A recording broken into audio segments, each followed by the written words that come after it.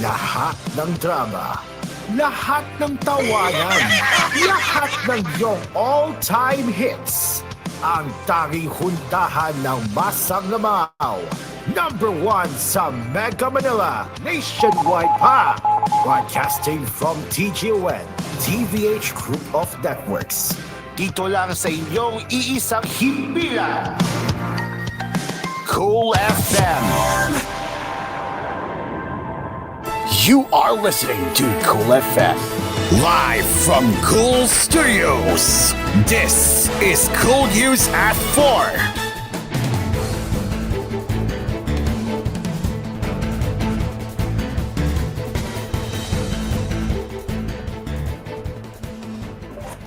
Good afternoon and welcome to Cool News at 4.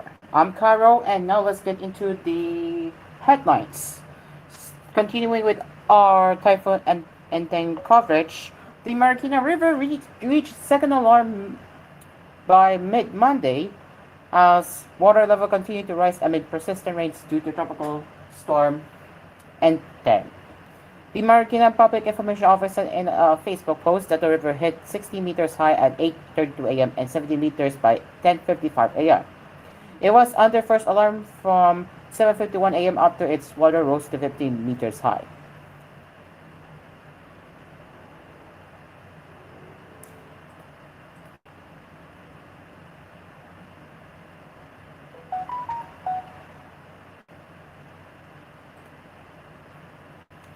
After last week's rollback, a hike in fuel prices will welcome motorists on the first week of September.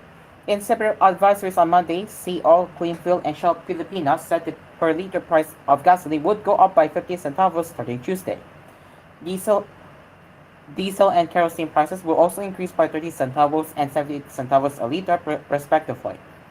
Rodel Romero, director of the Department of Energy's Oil Industry Management Bureau, attributed the upward adjustment to the combination of escalating geopolitical tensions and a sudden halt in Libyan oil production exports, which sent shockwaves through global markets. Expectations that the United States would slash its interest rates also lifted the outlook for global economic activity and crude demands. For the August 27 to September 1 period, fuel retailers reduced the prices of palm products by 1.90 pesos to 1.15 pesos per liter.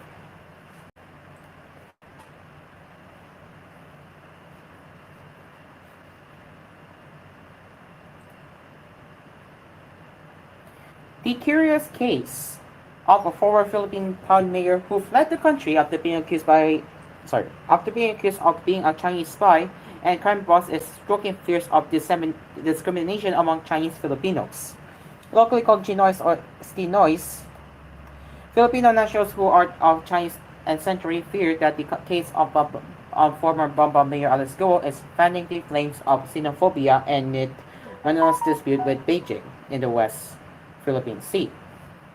Filipinos' social media feeds have been flooded with memes and videos criticizing her alleged links to the country's online casino industry or Philippine offshore gaming operators, mostly Chinese-backed and now banked.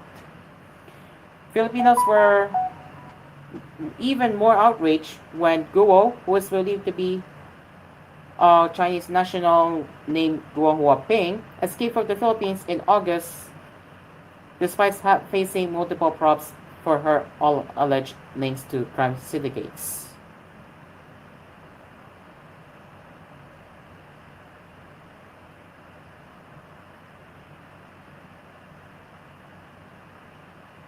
Historian Me Ang-si of Chinese Filipinos told the Street Times that some Pinoys have already been experiencing what she described as microaggression from fellow Filipinos.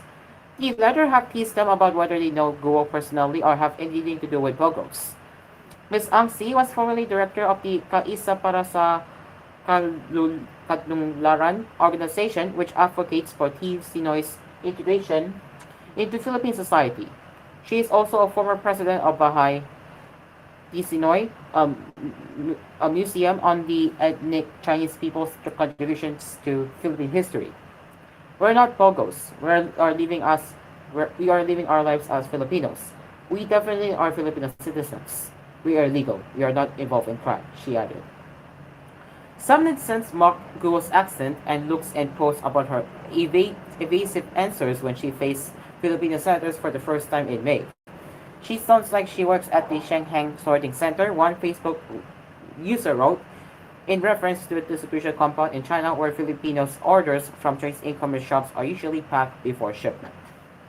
For Chinese Filipino anchor and podcaster Eric Ang, comments like this indicate that some Filipinos are still unable to distinguish between Sinoys and Chinese nationals living or working in the Philippines.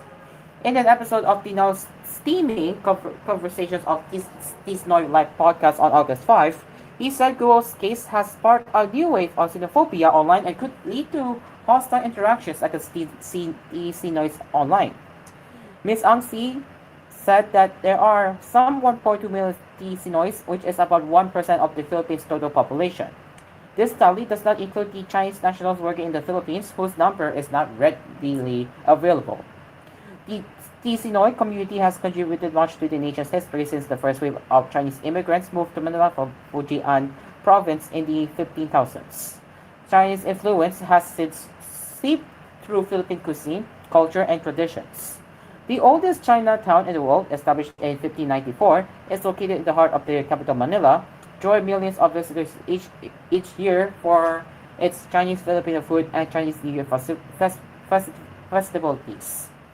Despite these rich ties, anti-Chinese sentiments have been growing among Filipinos in recent years as Beijing ramped up its aggressive actions against Philippine ships in the disputed South China Sea. These sentiments, coupled with anger over the Guo case, have spilled over to confront some Sinoys. Some have been asked which side they would support should war erupt between the Philippines and China over the disputed waterway. In the same now steaming podcast episode, TCNOT broadcaster Kimberly Must shared that her cousins were recently at a shopping mall when a male Filipino came up to them and said the West Philippines Sea is ours before running away. The West Philippine Sea is Manila official term for the eastern parts of the South China Sea that lie within the Philippines' exclusive economic zone, but China is also claiming them. My cousins didn't respond. They just let it go, said Miss Mas. But if I were them, I would have told the guy, yeah, it is ours. It is a scenario all too familiar for Sinoys given recent tensions between the Philippines and China, said Ms. Ang Si. We're Filipino. Why are you even asking us about royalty? That should be automatic, she added. So now Sinoys are rethinking our position in Philippine society. Are we really accepted? But for Dr. Sidney Bata, Chinese Studies Program Director at Ateneo de Manila University, comments like this highlight Filipinos' growing distrust of China given its actions towards the Philippines in the sea dispute. A March 2024 survey by local pollster Okta Research showed that 91% of 1,200 Filipino respondents said they distrust China, up from 58% in 2022. I don't think it's racism. I think the conversations now are only having undertones of it because people are becoming distrustful of China first. People are angry by these things happening in the South China Sea, said Dr. Bata. In recent months, China has been obstructing Philippine ships sending supplies to a World War II era warship grounded at the disputed Second Tama Shoal in the South China Sea. A skirmish between the Chinese Coast Guard and the Philippine Navy in these waters in June caused one Filipino soldier to lose a thumb. Dr. Bata added that this distrust may also be rooted in the Philippines' colonial past, having been conquered by Spain, the United States, and Japan. The Filipinos' anger is now directed at China because it has been deemed the Philippines' modern-day aggressor. As emotions continue to run high amid the manhunt for Guo, the crackdown on POGOs and geopolitical tensions with Beijing, these noise can only hope that the countrymen would focus more on the effects when discussing these issues. Ms. Ang Si said Sinoy's Chinese ethnic heritage should be kept out of the conversation. When you say that anything Chinese is now illegal, what about us Chinese Filipinos? What about the Chinese nationals who are following our laws? It's like you're lumping everyone together, she added.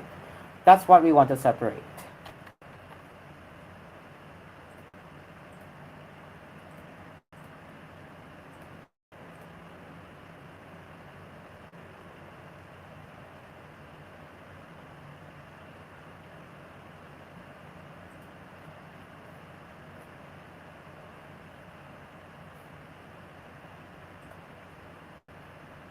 And the House of Representatives quickly adjourned its session on Monday due to bad weather caused by Tropical Storm Enteng. During the session presided over by Deputy Speaker Duke Pasco, Deputy Majority Leader Apollo Ortega moved that the session be adjourned due to inclement weather. Mr. Speaker, due to the semi-weather, I move that we adjourn session until tomorrow, Tuesday, September 3 at 3 p.m. Ortega said. Fasco approved it. Work at the House was not suspended despite heavy rains and floods, but Secretary General Reynaldo Velasco assured employees affected by the bad weather that they could be excused for not physically reporting. Committee hearings, particularly that of the House Committee on Appropriations, still went on, with the Department of Education presenting its proposed budget for 2025.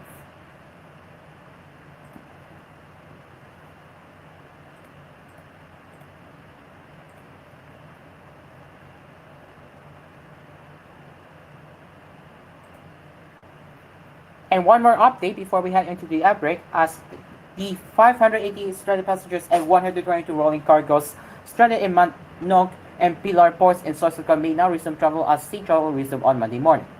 Coast Guard stationed in Sorsogon in their 11 a.m. advisory lifted the suspension of troops as soon as the government with their ATC lifted tropical cyclone wind signal number 1 over the province of Sorsogon.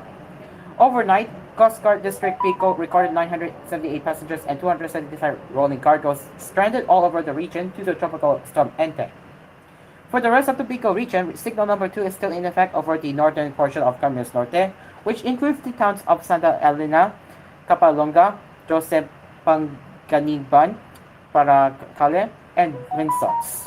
Signal number 1 remains hosted over the rest of Camarines Norte, Camarines Sur, Albay, and Candandunes. It is now it is now 4:11 in the afternoon, and koolNews at 4 will be right back.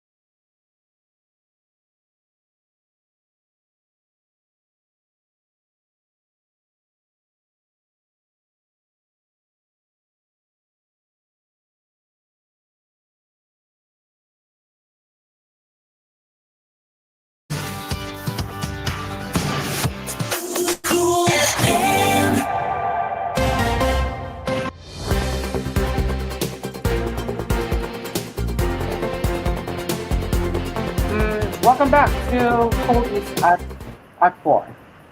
Let's continue with the headlines.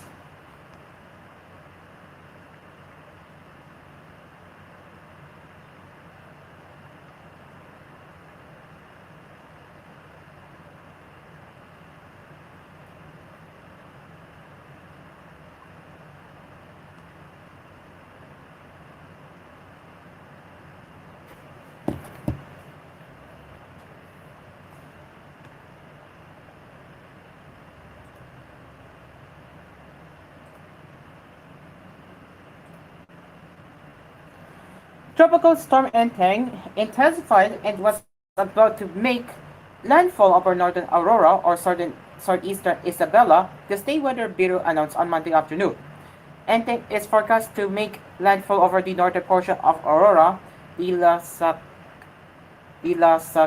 Casiguran, or the southeastern portion of Isabela, Dinapique, in the next few hours, the Philippine Atmospheric, Geophysical, and Astronomical Services Administration said in its 2 p.m. cyclone update.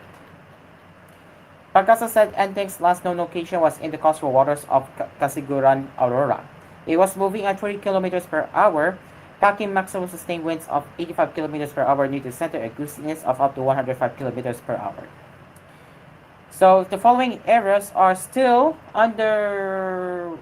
Sorry, here are the following areas that remain under wind signals. For wind signal number 2, it's Ilos Norte, Apayao, the eastern portion of Kalinga, Cagayan, including Babuyan Islands, Isabela, Quirino, the northern portion of Aurora, Polillo Islands, and the northern portion of Camarines Norte.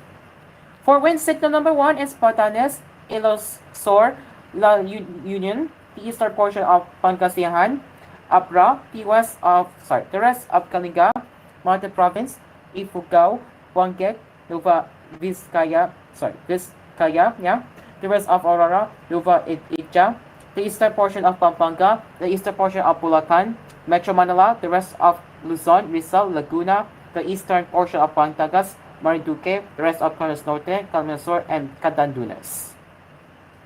Due to the downpour spawned by Enteng, Metro Manila and other areas of Luzon were placed under orange and yellow rainfall warnings, which could lead to flooding. According to Pagasa, the tropical storm is expected to turn more northwestward over the landmass of mainland northern Luzon and emerge over the Luzon Strait by Tuesday.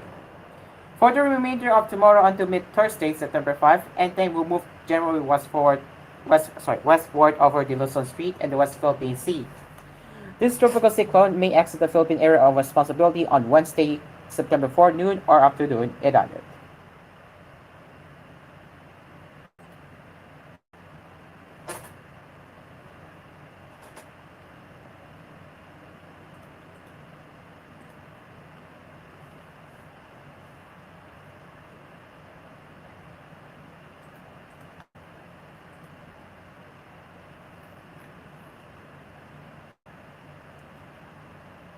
Metro Manila and other areas in Luzon are expected to experience more rains and possible flooding to inclement weather brought by tropical storm Enteng, the State Weather Bureau said on Monday afternoon.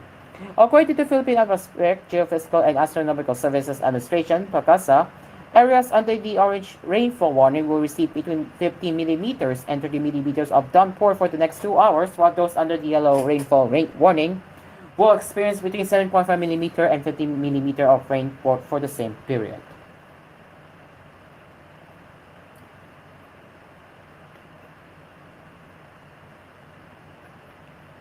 Below is the list of areas under both warnings. So orange is Metro Manila, Quezon, Zambales, Batan, Batangas, Laguna, Cavite, Rizal. For yellow is Nueva Ecija, Tarlac, Pampanga, and Bulacan.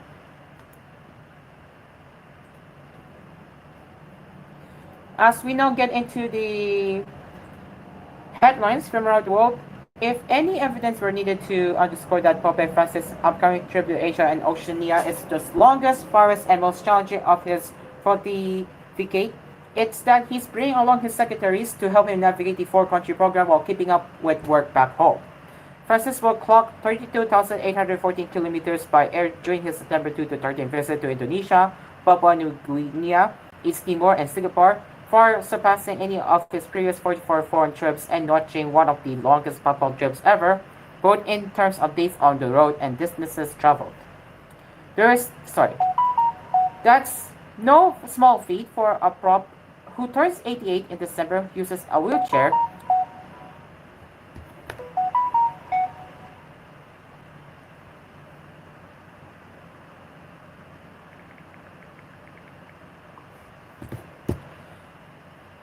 Let me continue here now. So that's no small feat for a prop who turns 88 in December, uses a wheelchair, lost part of a long-term respiratory infection as a young man, and had to cancel his last foreign trip at the last minute to Dubai in November to participate in the UN Climate Conference on doctors' orders.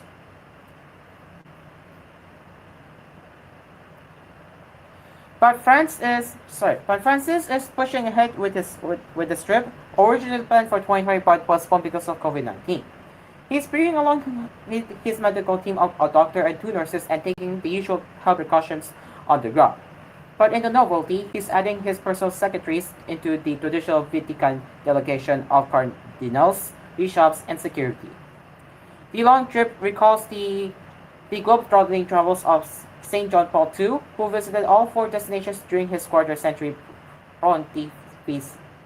pontificate, though East Timor was an occupied part of Indonesia at the time of his landmark 1989 trip. By retracing John Paul's steps, Francis is reinforcing the importance that Asia has for the Catholic Church, since it's one of the few places where the Church is growing in terms of baptized faithful and religious vocations. And he is highlighting that the complex region also embodies some of his core priorities as Pope, an emphasis on interreligious and intercultural dialogue, care for the environment, and insistence on the spiritual component of economic development.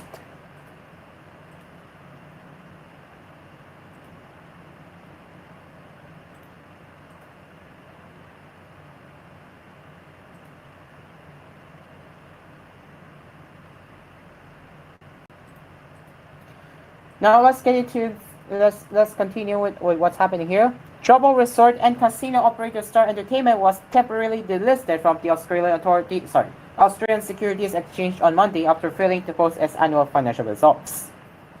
The measure, which is usually temporary, comes as the firm tries to recover from a series of scandals over lax safeguards against money laundering. The Sydney-based stock market said Star was suspended from quotation for not launching the relevant periodic report by the due date. The firm failed to present financial year annual results on August 30. Trading in Star shares was halted on Friday after a regulator said it was still unsuitable to hold a casino license. The New South Wales Independent Casino Commission earlier published a scathing report about the firm's casino operations, saying it had not done enough to rectify a culture that allowed serious criminal infiltration.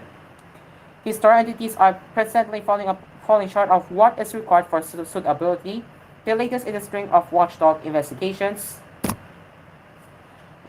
reported. The firm has previously been accused of not adequately policing criminal infiltration, and doing little to vet the sources of money coming into the business. Watchdogs found that one person, Si Amo Huang, a Chinese real estate billionaire, barred by the Australian government for being an agent of Chinese influence, had plunged more than $1 billion into Star over several years. Another high-rolling patron was allegedly involved in human trafficking.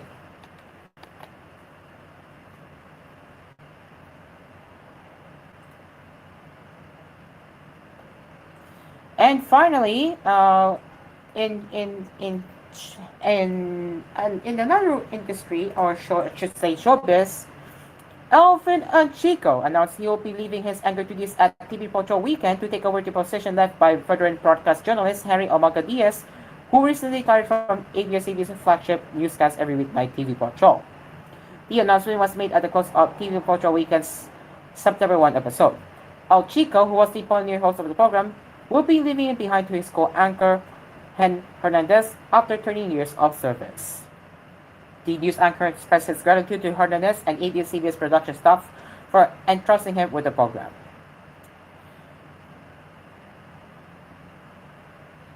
And And that is it for Cool News at 4. As always, we will continue to monitor the latest situation regarding the tropical storm Enteng. So stay tuned for that later right here on Cool News at 6 and Cool News Prime Time. Until then, I'm Caro. Stay safe everyone, and we'll see you later. Good afternoon.